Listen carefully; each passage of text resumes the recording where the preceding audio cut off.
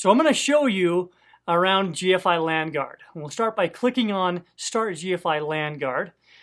Now we're going to wait for it to load. Okay, it looks like it's loaded. We're going to click on Scan. Now this time I'm going to scan my own machine, so I'm going to keep the scan target as localhost. Now let me initiate the scan by clicking on a scan button. Looks like the scan has started, and it's going to really take a long time to complete. Well, looks like the scan is still going. All right, our scan is completed, and vulnerabilities are listed here. We see 6 high vulnerabilities, 5 low security vulnerabilities, as well as potential vulnerabilities and missing security updates.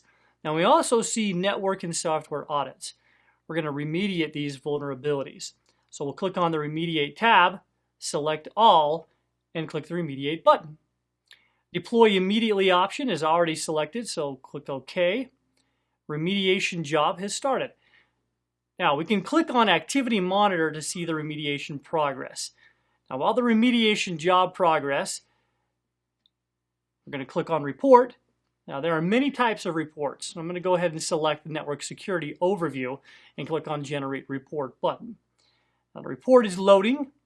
Looks like the report's generated. Now look at the report and we see the vulnerability list. So that's GFI Languard.